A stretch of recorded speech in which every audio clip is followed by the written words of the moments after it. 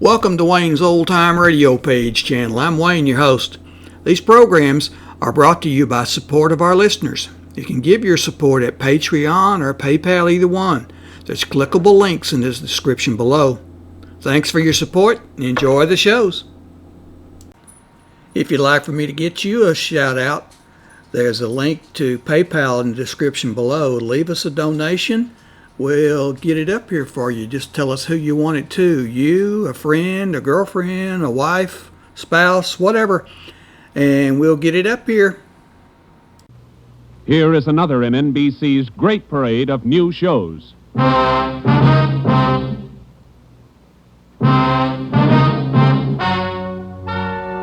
Ladies and gentlemen, the story you are about to hear is true. Only the names have been changed to protect the innocent. NBC brings you Dragnet.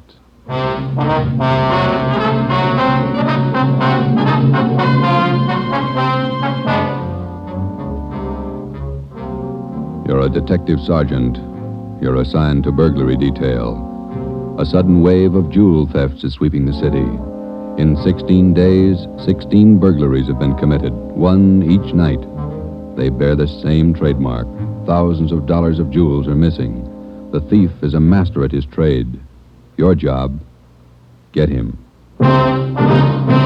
Dragnet, the documented drama of an actual crime, investigated and solved by the men who unrelentingly stand watch on the security of your home, your family, and your life. For the next 30 minutes, in cooperation with the Los Angeles Police Department, you will travel step by step on the side of the law through an actual case transcribed from official police files. From beginning to end, from crime to punishment, Dragnet is the story of your police force in action.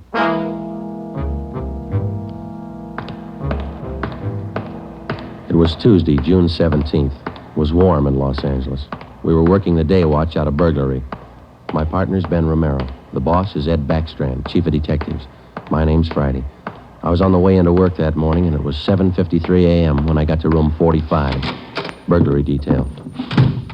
Hi, Joe. How are you, Walker? Gonna be a scorcher out today. Yeah, just like yesterday. Ben in yet? I think he's over in communications picking up the mail. Thanks. You guys been busy? Yeah, kinda. Jewel thefts. Anything big? No big hauls, but he's consistent. 16 nights in a row. Same guy? Think so. Same M.O. Yeah, everybody's got troubles. Gotta check some records. See you later, Joe. Okay, Willie. Burglary Friday. Yeah.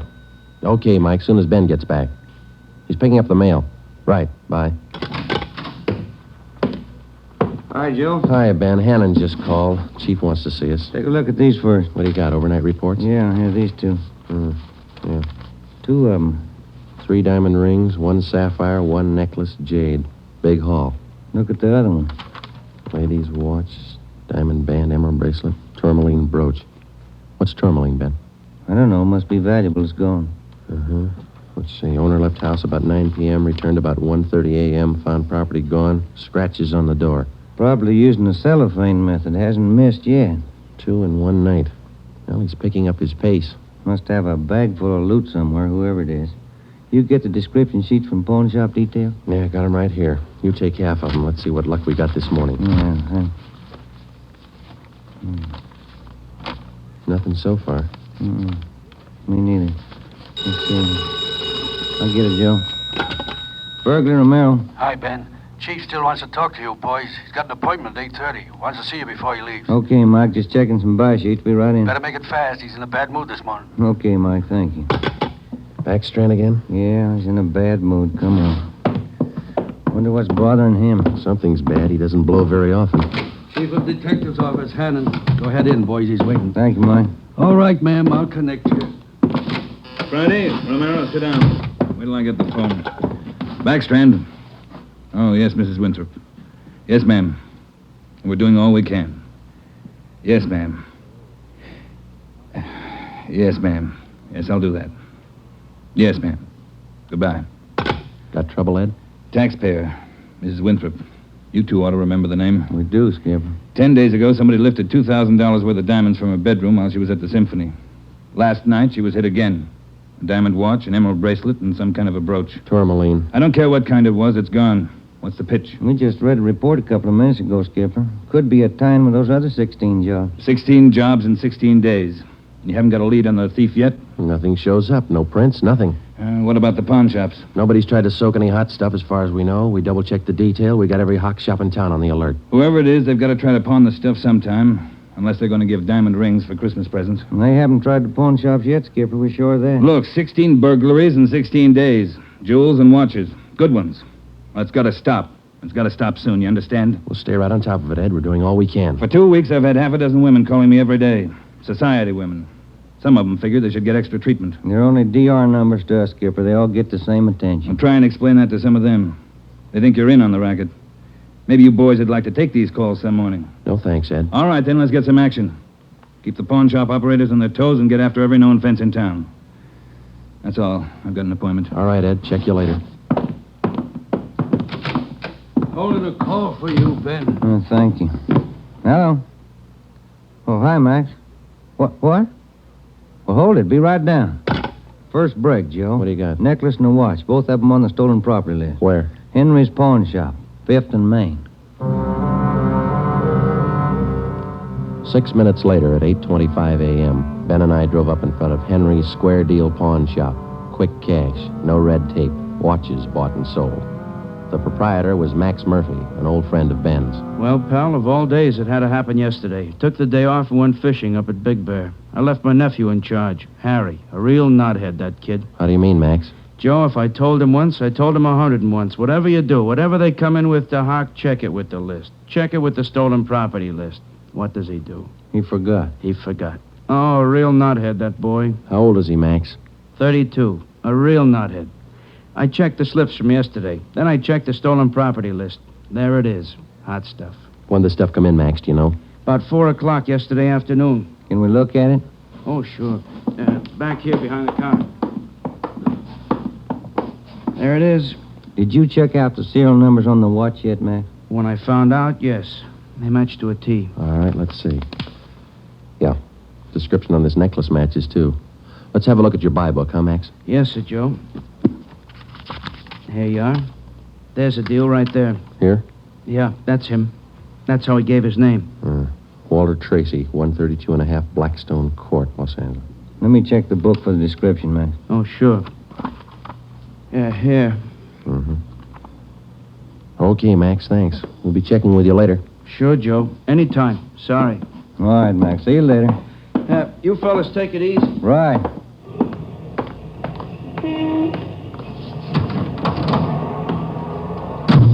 Want to check and see if we're clear, Joe? Yeah, I will. 80K to Control 1. 80K to Control 1. Are we clear? Control 1 to 80K, stand by. Good lead, Joe. Got a description in here. Yeah, it's too bad Max's nephew had to slip up.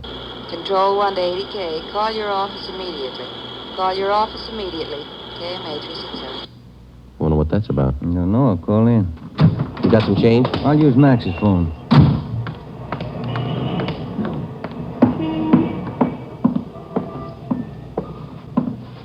Use your phone a minute, Max? Oh, you, Ben? Sure, help yourself. Thank you.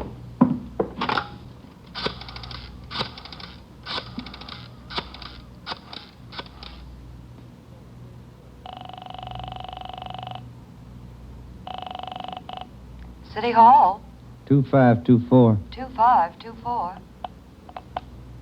Burglary, Levine. This is Ben, George. You got something? Hot one. Universal Loan Shop, 6th and Barton Place. Guy just took in a couple of rings. He checked too late. What you mean? He checked the form after the guy left. It was signed Walter Tracy.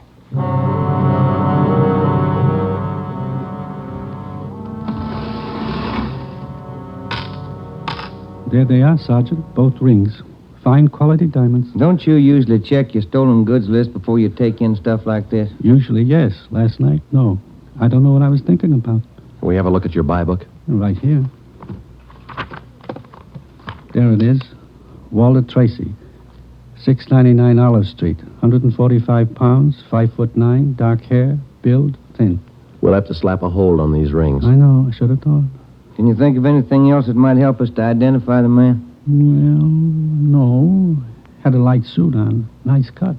Very well dressed. Thank you. That's all for now. Here's our card. If the guy happens to drop back, give us a call, will you? Sure will, Sergeant. Say, Yeah? I've got some nice watch bands. Yours look old. Can I interest you? No, thanks. Some other time. Come on, Ben.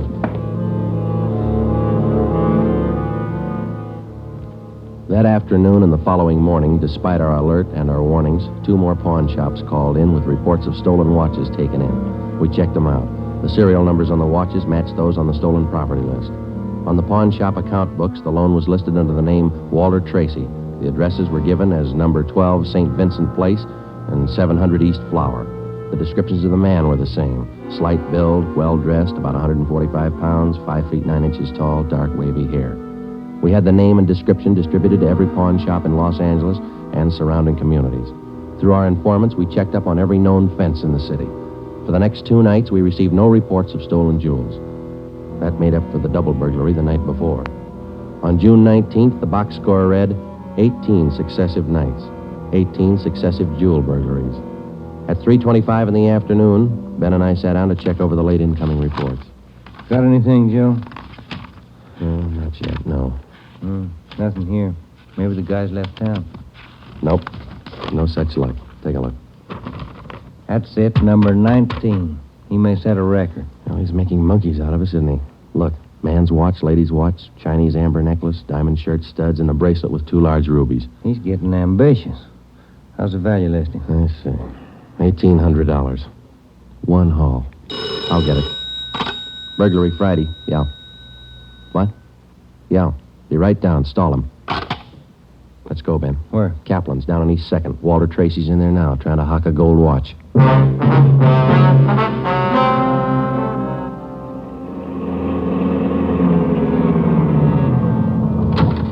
Ben, cover the door. I'll go and look like I'm shopping around. Right, but watch your step. We don't know this guy. Yeah, stay close to the door, huh?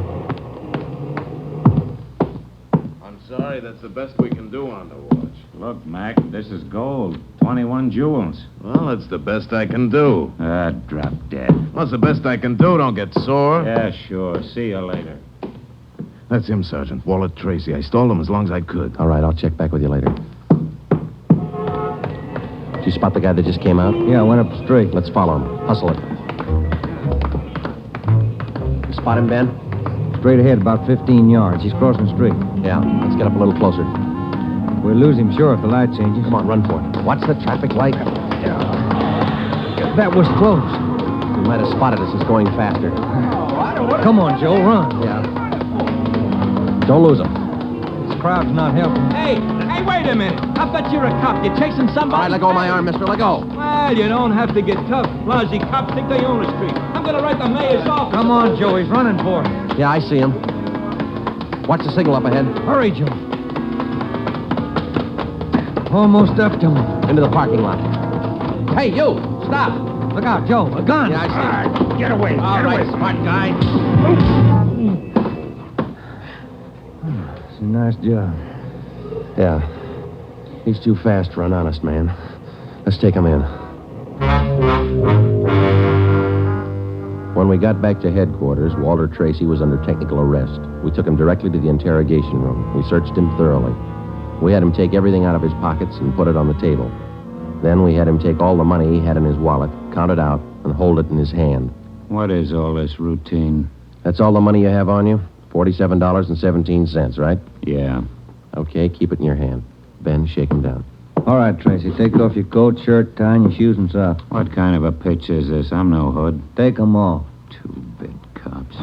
You're not pinning anything on me. I don't care what you do. Sleeves, pockets, lining. Nothing in the coat, Joe. Get his shirt. Take it light with the threads, huh? Costs money. How about the trousers, Ben? Let's see. Cuffs, pockets. No. Let me get the belt. Zipper on the inside of the belt? No, it's clean. Shoes are okay. All right, Tracy, let's see the soles of your feet. I hope you don't mind. They're dirty. Why don't you take a shower? Let's see. All right, Joe, nothing. Put your clothes back on. Yeah, thanks. All right, you. What's your name? Huh? I said, what's your name? You telling jokes? Walter Tracy, you know that. Your real name. How old are you, Tracy? 27. Where do you live? No place. Just got in town a couple of days ago. Where are you from? Salina, Kansas. Where you been sleeping the last 2 nights? The park, Pershing Square. Clothes don't show it. Pretty natty. I had him pressed. Where? Down by the square. I don't remember. You ever been arrested before? No. Where'd you get this gun, Tracy, the one you pulled on us? I didn't know who you were. Could have been a couple of hoods. You kind of look like it. Where'd you get the gun? I won it in a crap game coming out on the train. Where'd you get the watch? Graduation present. You want to run a make on him, Joe? The gun and the watch? Yeah, I'll call him. Go on, check. You can't prove a thing. Pawn shop records, Gilmore. Gil, is Friday. Can you give me a make on a watch? Sure, Joe, go ahead. Time Master, yellow gold, man's wristwatch. Okay. Case number 716F23. Right. Movement number B351708. Got it. Okay. Now give me a make on this gun, huh? 32 S&W automatic. Serial number 579461. Okay. Call me back? Right. What's your station number? 2572. I'll ring you, Joe. Thanks. Having fun? What'd you do with all those jewels you stole? When do I get out of here? I don't think you're going to get out. You got nothing on me. How tall are you, Tracy? Get your tape measure. 5'9". How much you weigh? 140. I'm 27. My name's Walter Tracy. I come from Salina. I've been in town 2 days, and I don't know what you guys are talking about. You sound smart. You don't act it. And you're flying blind, copper. What'd you do with those jewels you stole? I don't know what you're talking about. What color are your eyes? I don't know. I'm colorblind. What color would you say your hair is? You colorblind, too? You ever been arrested before? Straighten out. He asked me that. I'm asking you. No. You ever done any big time? No. All right, I don't care if you level with us or not. We're going to make you on those prowl jobs, all 19 of them. Sure. You guys are smart. You got in Los Angeles 2 days ago, is that right? Yeah. You don't know anything about any jewel thefts. That's what I said. And how come your name and your handwriting's on the account books in 4 pawn shops in Los Angeles? It's not mine. You can't prove it. We can, Tracy. Come clean. What'd you do with the stuff you stole from 1250 Moraga Drive, June 5th? I didn't steal any stuff. What'd you do with the rings and watches you took from 1400 Placerville Road, June 9th? I wasn't in town. What'd you do with the diamond dress pins you stole June 13th, 123 South Van Ness? Did I do that? You're not only kinky, you're a bad liar. You prove it. Order get you a sawbuck, your prints bounced, Tracy. Our handwriting man's gone to work on those signatures of yours. You haven't got a chance. Now, come on. Where'd you hide this stuff? You can't prove a thing. Where'd you say you've been sleeping the last 2 nights? In the park, Pershing Square. You want a map? Clothes sure look nice. I said I had them pressed. But you can't remember where. No, I can't remember where. That a crime? Friday talking. Joe, this is Gilmore. Here's the stuff you asked for. Let's have it, Gil. No make on the watch, no make on the gun. Okay, Gil. Thanks a lot. Yeah. You're in up to your neck. You said that, didn't you? You're gonna talk, Tracy. Kind of tired. All right, we'll let you sleep on it. Come on, Ben. Let's book him. Right. I'll get your jobs, coppers. Sure. Come on. We took Walter Tracy to the county jail and had him booked on suspicion of burglary. He was still sullen. We knew we had the guilty man. Now we had to prove it. As it often happens, the victims never see the burglar. They only know he's been there. They can't identify him, but they can identify their property. Our job was to find the property. When we did, we'd have Walter Tracy. And the 19 victims would have their property returned. But Tracy wasn't talking, and we knew he'd never talk unless he thought it might help him. We took the problem to Ed Backstrand. Smart punk, Skipper, but he's done time before. How do you know? Tried him out last night when we brought him in. He talks like it and he acts like it. But he won't cop out. Are you sure? He won't talk in 100 years. He knows he's got us in a spot. Well, one thing's sure. We're not going to send him up without finding the loot first. He's planted the stuff somewhere in this city. We've got to find it. Ben and I have got an idea, Ed. It's not going to be easy, but it might work. What is it? Tracy tried to soak some of the stolen property at 4 separate pawn shops in the downtown area. Yeah? At each one of those 4 pawn shops, he gave a local address. Now, we're sure he must have a room or an apartment someplace in town. All right. Where? That's where guesswork comes in, Skipper. Every one of those addresses he gave falls within a certain area. How big an area? Oh, you got that street diagram, Joe? Yeah. Here it is, Ed. From Figueroa here to San Pedro, and from Pico down to First Street. The area's about 12 blocks wide, 14 blocks long. That's a lot of territory. How are you going to cover it? On foot, we'll take Tracy with us. Plenty of legwork. You sure it's the answer? We got to find the stuff, and it's the only way we can figure it. Hotels, apartments, rooming houses. There must be hundreds of places he could stay in that territory. It'll take a couple of weeks. Yeah, on foot it will. All right. It's tough, but it's your idea. Go to it. An hour after we left Chief Backstrand, we got Tracy out of his cell in the county jail and started our canvass of the appointed area. We took the usual precautions and handcuffed Tracy's wrists to our own. We started the search for his hideout at 1st Street and Figueroa. It was a warm day in Los Angeles. The temperature was 91. After the first 3 hours, I could tell Ben's feet were ready to give out, and so were mine. We couldn't even have the comfort of complaining. That had encouraged Tracy, and he was cocky enough already. He cursed and threatened every step of the way. My legs off. All right, quit pulling, will you? Come on, Tracy, up the stairs. Another one to check. Warm day, Joe. Yeah, a little. What do you mean, a little? Must be 110. Yes? What is it? You the manager. Yes. Could you tell me which apartment this man has in your house, ma'am? Who, him? Yes, ma'am, this one. Never saw him before. He don't live here. All right, ma'am, thank you. Yeah. Hot, ain't it? When are you going to get wise? Come on, Tracy. Well, that finishes this side of the street. You want to cross over, Joe?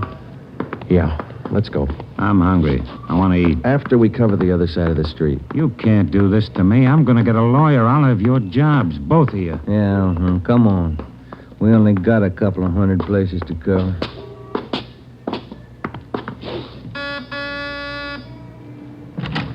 Hi, gents. What can I do for you? You the manager? I run the place, yeah. Which room does this man have in your place? Him? You made a mistake. He doesn't live here. All right, thanks. My feet are killing me. Wait till I get a lawyer. I'll burn both of you dumb cops. What do you think you're doing anyway? Making a guy walk? All that day and the day after that and the day after that, Ben and I, with Tracy handcuffed to our wrists, canvassed the designated areas from hotel to hotel, from rooming house to rooming house, and the apartments, too. Every day our feet ached a little more, our pace slowed down, Tracy got more irritable, and the weather got hotter.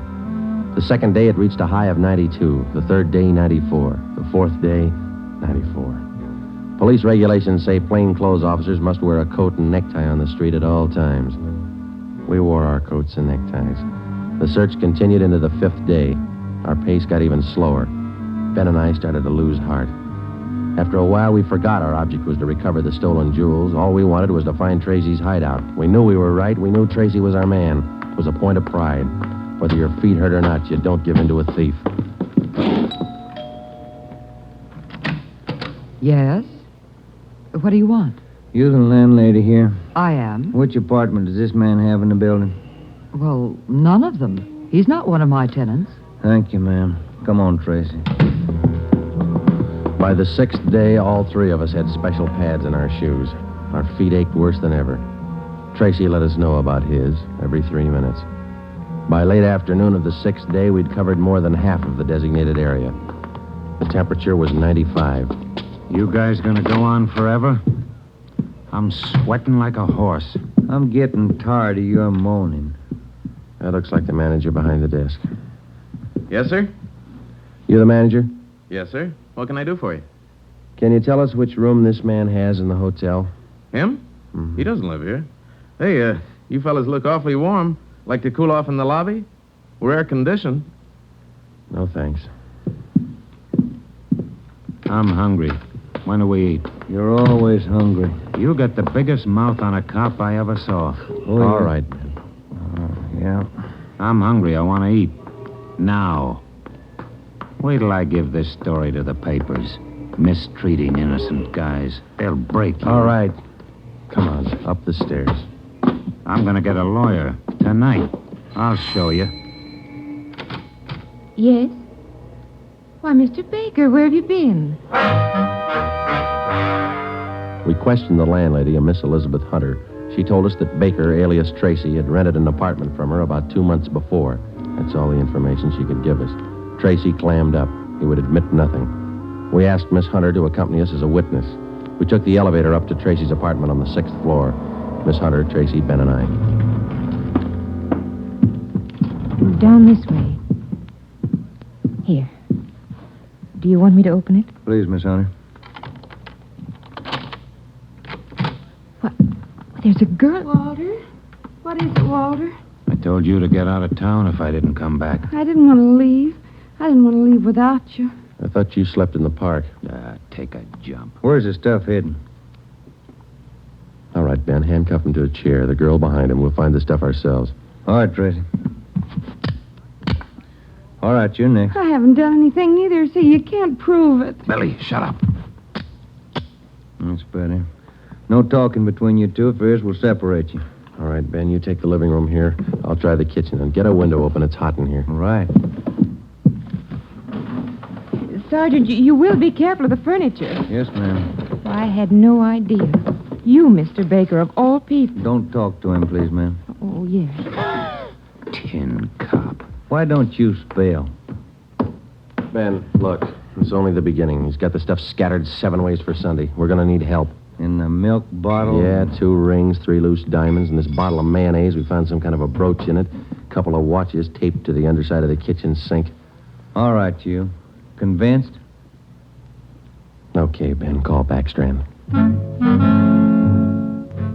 There was a definite possibility that Walter Baker, alias Tracy, had stored some of his stolen loot outside his apartment. We stood little chance of ever recovering it unless we got him to break. Ben called Chief Backstrand, and in 10 minutes he arrived at the apartment with another man from Burglary Detail, George Levine. Together we went over the 4-room apartment foot by foot. We found jewelry, watches, loose stones in every conceivable place. In cartons of cottage cheese, in jars of cold cream, in the garbage can, everywhere. Who's your girlfriend? All right, I'll ask her. What's your name? I said, what is your name? Billy. Billy Crawford. He didn't do anything. He didn't. All right, Billy. Maybe you can tell us. Where's the rest of the stuff he stole? He didn't steal. He didn't steal anything. Billy, shut up. Keep quiet, you. Ed, wait a minute. What? Just a minute. I want to look over here. Papers. Taped to the underside of that top drawer. What is it, Friday? No, you can't. You can't. Look at these. All right, you found them. I'll talk. No, Walter, don't. Parole papers. He's an ex-con. Yeah, I'll cop out. Don't do it, Walter. Billy, shut up. Dumb dame. The rest of the stuff, where is it? On the roof. Inside the ventilator, the one near the front, you'll find a couple of paper bags. That's it. Levine? Got it, Chief. I'll check it. Your papers say you did time in Oregon. What for? Fell for robbery, did 5, I owe him 7. What about the girl? Walter, I'm going with you. Her? I don't know. You figure it. All right, Friday. Romero, take the girl to Lincoln Heights and book her. We'll take him. Right, Ed. Come on, Ben. No, Walter, I want to go with you. I'm sorry, ma'am. This way out. All right, easy, lady. No, wait a minute. Just a minute. Walter? You're a dumb dame, Billy. So long. Walter. All right, come on, let's go. What's the matter? You feel all right? He lied. He said he loved me. He lied to me. Don't feel hurt, lady. He lied to everybody.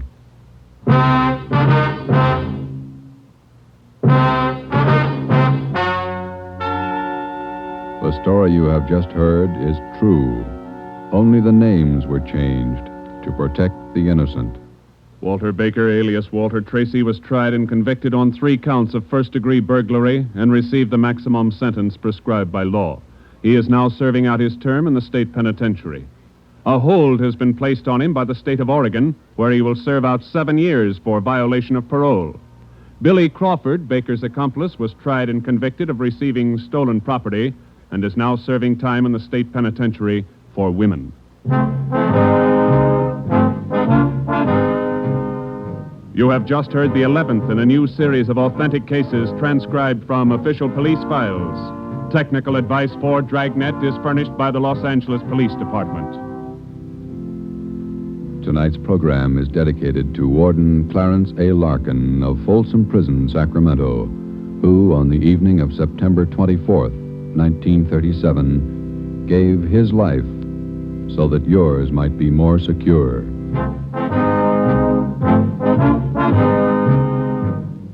Dragnet came to you from Los Angeles. If you enjoyed tonight's production of Dragnet, you'll want to listen this Saturday evening to a pair of adventure shows featuring 2 well-known Hollywood personalities. You'll enjoy Brian Donlevy, star of Dangerous Assignment. Also on Saturday's schedule is Richard Diamond, Private Detective, as played by the screen's romantic tough guy, Dick Powell. Listen to both of these exciting programs this Saturday over most of these same NBC stations. This is NBC, the national broadcasting company.